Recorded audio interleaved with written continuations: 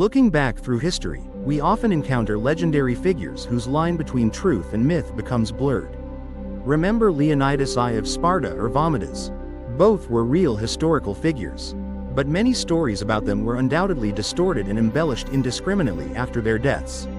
Most great figures in history were only widely honored after their deaths. Long after they had departed this world, their stories were woven with strange and mystical tales. Yet, history sometimes produces individuals whose extraordinary deeds are so remarkable that they become legends even in their own lifetime. Today's subject is a shining example of that. To be honest, I don't even know where to begin. Therefore, let's recap the most outstanding highlights about this person. He came from an ordinary farming family, yet through extraordinary effort, he rose to lead the entire nation of Russia. He possessed such an extraordinary healing ability that even the most skilled physicians of the time couldn't explain it. He survived multiple assassination attempts, from poisoning and stabbings to being shot. He possessed prophetic abilities and made a series of bold predictions, many of which later came true. He spent the night with thousands of women, yet never bothered to wash. He nearly single-handedly toppled a royal dynasty that had lasted 300 years. And most remarkably, his penis is still preserved in a museum in Russia to this day. This is the thrilling tale of Grigory Rasputin, or as he was commonly known, the enigmatic love sorcerer, the man who shook the Russian dynasty to its core. The story of Rasputin is considered one of the strangest tales in history. In his childhood, his life was exceedingly simple. He was born in 1869 into a peasant family in the small village of Borovskoy in Siberia. He had 7 siblings, but only Rasputin survived to adulthood. Little is known about his childhood years. Like most of his peers, he also did not have the opportunity to access a complete education. Perhaps Rasputin was illiterate until adulthood. He frequently got into trouble with local authorities for petty theft, along with his alcoholism and excessive fondness for women. At the age of 18, he started a family and soon had 3 children. At this point, Rasputin's life was still rather dull and no different from that of any other Russian man of his time. But in 1897, at the age of 28, he decided to embark on a pilgrimage to the St. Nicholas Monastery in Vikatulia. This is the journey that would alter his own destiny and the history of Russia. Before embarking on his pilgrimage, Rasputin was not an overly devout man. And the reason he embarked on the 500-mile journey was to seek out an unfamiliar deity. Some believe this was merely an excuse for Rasputin to hastily abandon Borovskoy after being caught red-handed for horse theft. But perhaps Rasputin, with his habits of heavy drinking and womanizing, undertook this pilgrimage.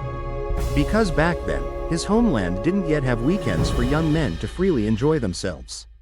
After a few months of returning, Rasputin had completely transformed, overflowing with intense religious fervor.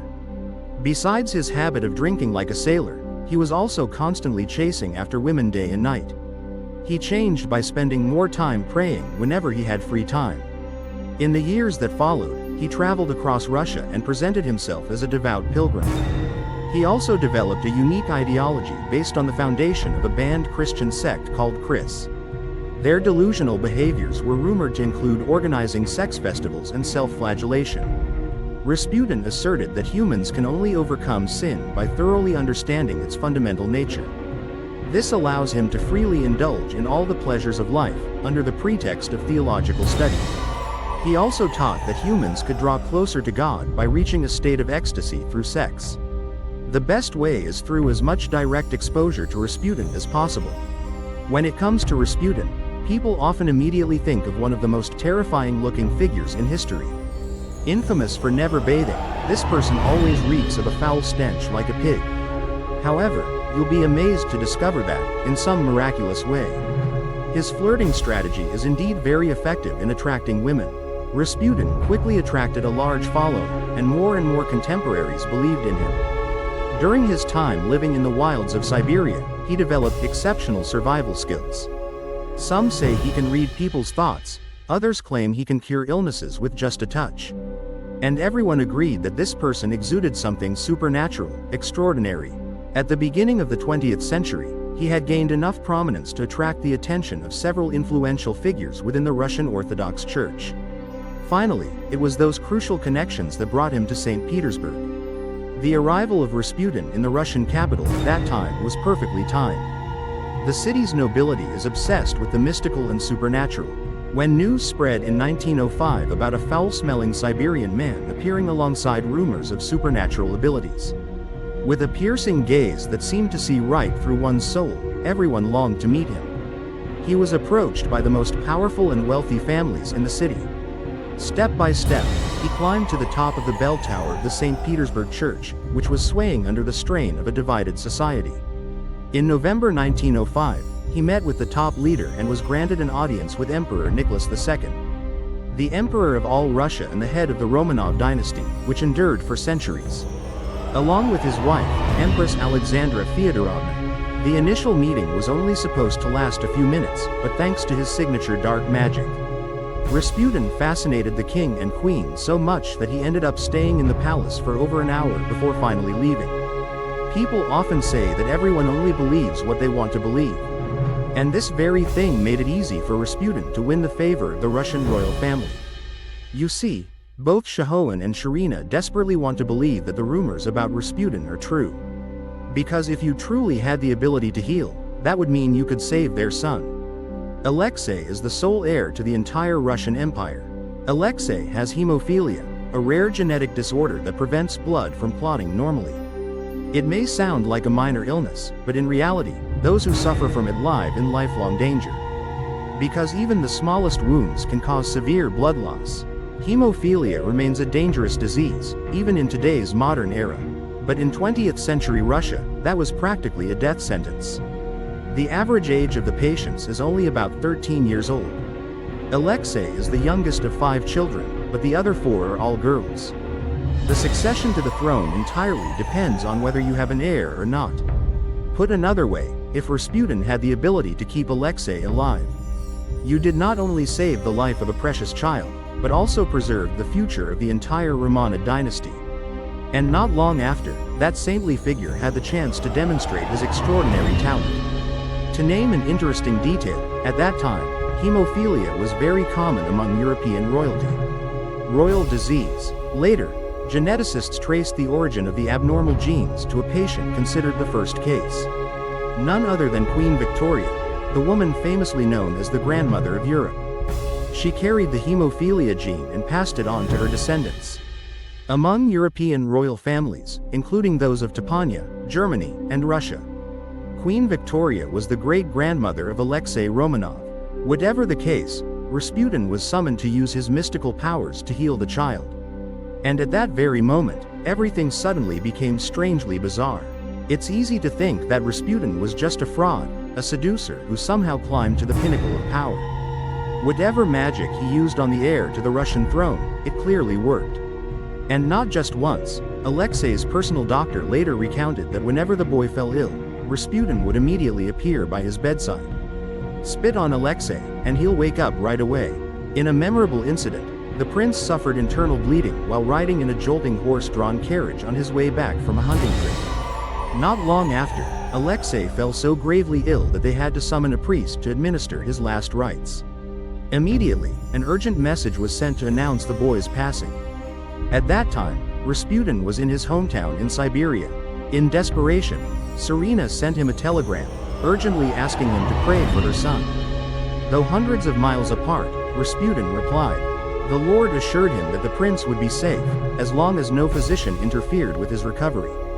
But Serena obeyed, and strangely enough, Alexei began to recover almost instantly. To this day, more than a century later, no one truly understands what Rasputin did to help Alexei recover. Perhaps he applied his knowledge of cases involving the creation of internal blood-making machines in horses during his time living in Siberia. Some people believe his healing method is based on some form of hypnosis. Diagnosis and eased the prince. Rasputin likely created a tranquil space, facilitating a smoother recovery process. Additionally, the strong placebo effect may also contribute a significant portion. If you still find this unclear, here's a more concrete hypothesis. At that time, aspirin was a common painkiller in Russia, and Alexei was certainly prescribed this medication. But in reality, aspirin has a blood-thinning effect and is virtually a severe toxin for people with hemophilia. Until 50 years after Rasputin. But perhaps Alexei should be advised to stop trusting doctors and instead place his faith in the healing miracles of God. Rasputin inadvertently helped the prince avoid the harmful effects of taking aspirin. Of course, one cannot rule out the possibility that Rasputin truly possessed miraculous healing abilities, thanks to his travels across Russia and his notorious aversion to bathing. But that hypothesis is still hard to believe. Finally, by whatever means, he succeeded in ensuring the prince's blood continued to circulate. And what's more important is to take good care of it, even if the prince only has a minor scratch. Rasputin had gained the absolute loyalty of the Tsar and Tsarina, to the point where nothing could shake it. However, Rasputin was no reckless man, so to solidify his position within the royal family, he acted with great caution. He made a prophecy, declaring that his fate was bound to theirs. If anything unfortunate were to happen to you, the entire Romanos bloodline would perish. Once again, it's all too easy to laugh at such an obvious scam. But that prophecy did indeed come true later. However, we should not rush to conclusions. Tsar Nicholas II officially appointed Rasputin as his court lampkeeper, a role in which he was responsible for overseeing the religious symbols of the royal family, and can have direct, unrestricted access to Russia's top leaders. Rasputin skillfully leveraged his position, and before long, he was more than just the healer for Prince Alexei. Moreover, they also provide advice on national issues as well as influence foreign policy. But his lofty status did not make Rasputin any less crude, nor did it diminish his earthly desires. Rumors say that this district official accepted bribes in the form of sexual favors and other illicit payments to offer useful advice to the Tsar and his wife. And when he couldn't achieve his goal by abusing the newly seized power, he outright resorted to brute force. Rasputin was repeatedly accused of depraved behavior, including allegations from the housekeeper who cared for Prince Alexei's sisters. Despite being accused by many, even some members of the royal family, Rasputin remained unshaken. On the contrary, the steward was dismissed, and his other accusations were also ignored. However, a growing number of religious and political leaders are expressing concern over Rasputin's influence in the royal court. Many high-ranking leaders in the Russian Orthodox Church openly criticized Rasputin, viewing him as a heretic. Prime Minister Peter Stolypin sought to exile him. The Russian secret police, the predecessor of the KGB, investigated Rasputin's activities. And among many other things, it was discovered that he had engaged in lewd behavior at a famous restaurant in St. Petersburg. In 1914, while visiting his wife, Rasputin was stabbed in the stomach by a noseless peasant woman. She believed he was Antiras, the betrayer of God. That wound alone was enough to kill a man. After narrowly escaping an attacker on the road, Rasputin fell into a deep coma, his condition so severe that no one held any hope of his recovery. But then, he overcame it. Soon enough, he returned to the capital, where his power was about to reach its peak. Just a few weeks before Rasputin narrowly escaped death, a little-known nun in a brown habit was attacked by an assassin. This emperor was nicknamed Adolf Franz Ferdinand by his friends, and unlike Rasputin, he was not fortunate enough to survive the assassination. As you know, the death of Franz Ferdinand was the spark that ignited a chain of events, ultimately leading to the outbreak of World War I. In July 1914, Germany declared war on Russia. Tsar Nicholas II left St. Petersburg to personally command his troops on the European battlefield, only leaving his wife behind to oversee the affairs of the state. Alexandra was deeply influenced by Rasputin, and in her husband's absence, she placed her complete trust in this mystic. Within 18 months, she continuously reshuffled top-level personnel, appointing and then dismissing at least 4 prime ministers, 5 interior ministers, and 3 war ministers, while Rasputin always stood behind her, guiding every decision. Before long, it became common knowledge throughout the streets of St. Petersburg that Tsarina not only heeded Rasputin's advice but also invited him into her bedroom. To be honest, there is no concrete evidence proving whether this relationship actually exists or not. But just how highly Tsarina regarded Rasputin remains a matter of debate, not to mention his religious ideals, which were deeply intertwined with every living soul on Russian soil. Whether they truly shared a bed or not, Russia's greatest love affair had clearly become the real power behind the throne. In*s granddaughter, Grand Duke Dmitry Pavlovich, the Tsar. Of course, none of them possessed any magical abilities, so they were forced to find a more practical way to save Russia. Their solution was to kill Rasputin. As we know, Rasputin was not an easy man to kill. He was invited to the Yusupov Palace in St. Petersburg, then led down to a basement drawing room. There, he was offered tea along with a plate of small cakes, seemingly a polite gesture for what was meant to be a purge. Little did he know, those cakes had been laced with the deadly Xehanort poison. Rasputin was completely unaware of the danger and carelessly ate the poisoned cakes. However, after finishing them, instead of collapsing instantly as one might expect, he merely asked Yusupov if there was something stronger than tea to wash away the unpleasant taste of the cakes. Yusuport brought out old Madeira wine also laced with Xehanort, but even after drinking 3 glasses, Rasputin showed no signs of stomach pain. To this day, we still cannot explain how Rasputin managed to consume enough Xehanort to turn an entire village into notebooks and still survive, although a recent study suggests that mice fed Xehanort combined with garlic can still survive. It turns out that the sulfur compounds in garlic can counteract cyanide poison in the body, and Rasputin regularly consumed enormous amounts of garlic every day. Although the poison failed to kill Rasputin, Yusupov drew his gun and shot him, and this time, it seemed to have succeeded. S. body was stripped naked, and one of the accomplices drove to his house wearing Rasputin. When he returned to the basement, he witnessed something completely unexpected, even though handling corpses was supposed to be Yusuport's responsibility. Rasputin sprang up and punched him square in the face. Yusuport scrambled out of the basement, while Rasputin, a naked and very much alive man, chased after him with furious intent. But the commotion drew Yusuport's friends to the scene, and a volley of shots rang out. As the gunpowder smoke cleared, Rasputin collapsed to the ground once more, this time with a bullet through his forehead. To ensure Rasputin could not survive, Yusupov and his accomplices stomped on him until they were certain he was truly a corpse. They threw the body into a nearby frozen river, through a hole cut in the ice for fishing. According to some accounts, despite being poisoned twice, shot multiple times, and brutally beaten to the point of being covered in wounds, Rasputin continued to struggle before finally sinking into the pitch-black water. The next day, his body was found buried beneath the ice, his limbs twisted as if struggling to break free. His eyes remained wide open, staring up at the sky. The mad monk has died. Meanwhile, on the European fronts, the situation for the Russian forces is growing increasingly unfavorable. Nicholas II clearly demonstrated his incompetence in military command. A series of tactical and logistical errors under his leadership led to devastating defeats for the army. The situation back home remains bleak. The devastation of war, the scourge of famine, and the growing discontent have left the country exhausted. Trust in the monarchy is currently at an all-time low. Despite efforts to maintain power, by 1917 the Tsar was forced to abdicate as enraged protesters seized key areas of the capital and gained support from parts of the Russian military. The 300-year reign of the Romanos dynasty came to an end, paving the way for the Russian Revolution to erupt. The Tsar and his family were placed under house arrest at Gia and would have to remain there for about a year. During that period, the Bolshevik faction under the leadership of Vladimir Lenin seized control of the Russian government.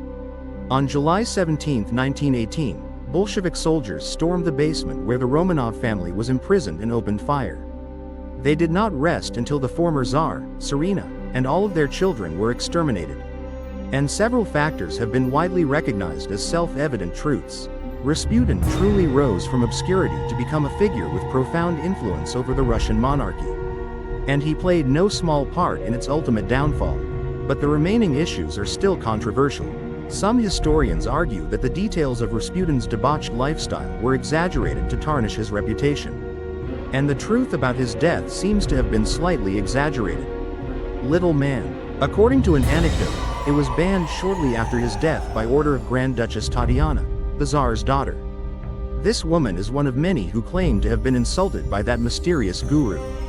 To date, many museums across Russia are displaying reconstructed penis specimens, allegedly belonging to Rasputin. Of course, that statement is somewhat logically contradictory, because God granted Rasputin only one phallus to fulfill his divine mission. During this period, several components have been inspected to determine their origin. At least one of them turned out to be a sea cucumber, while another object, over 30 centimeters long with a terrifying shape, was identified upon inspection as belonging to a horse. According to most historical records, Rasputin had a notorious reputation. His stories are truly captivating, and in any case, they confirm what many of us have long suspected.